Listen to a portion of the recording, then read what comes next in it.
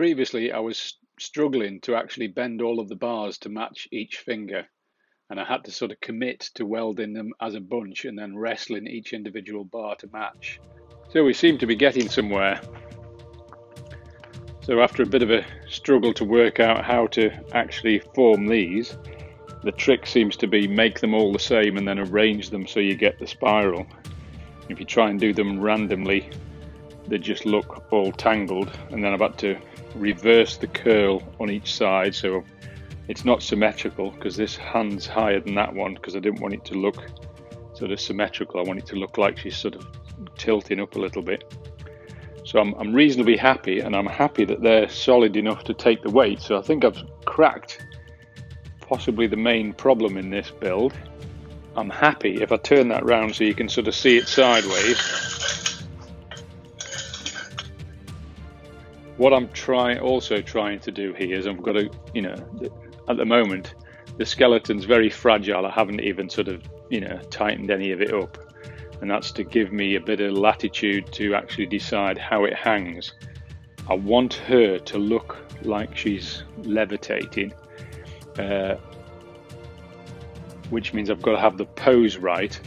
I don't want anything straight and symmetrical. It wants to be sort of she's taking off into a bit of a curve. But I've also got to get the center of gravity when she's fleshed out. So I've got to predict where her center of gravity is going to be. And that's got to be right over the center here.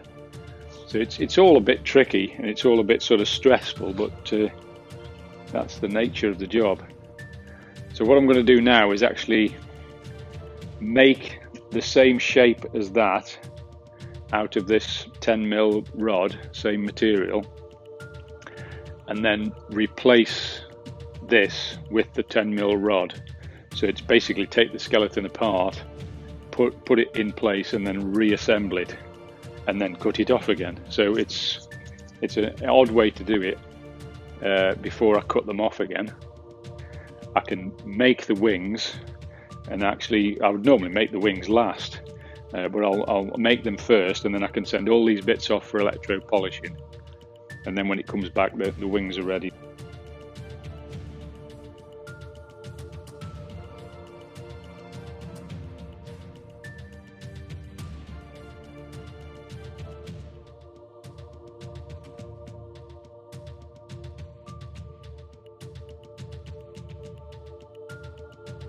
At the moment, I'm quite pleased with it. We sort of look at it from each angle. You can almost see the figure with the hands. I've cleaned these up a little bit with a wire brush. So it's sort of looking the part. So what I've got to do now is take all the pieces off this and then just attach it to that. And then I can start positioning where the legs are, where the head is, and actually start adding a bit of wire so I can get some structure into it.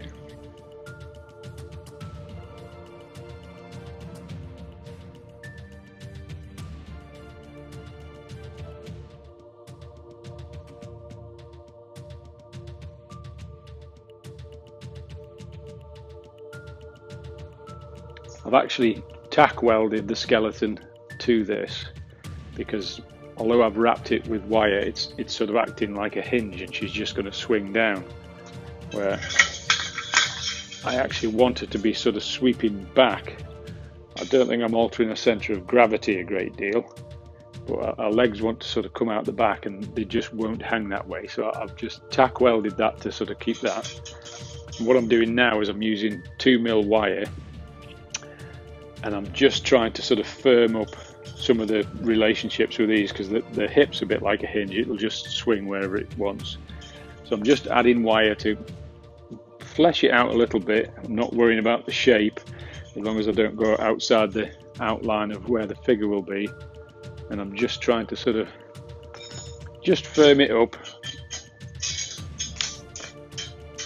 and hold the shape, and I'm constantly looking at sort of how it hangs and whether it's right, because I've only got a short window between where it is now, where I can adjust it, and when it just becomes so firm that that's it, it's set. I've said on in the book and on previous videos that you have to get the skeleton right. It's just a bit different with this one that I've putting it on a frame and I'm going to have to take it off, so I've got to be sort of doubly right that when I cut it at the wrists to send these away, that I know it's going to go back in exactly the right place, because I'm going to add weight to it while they're away.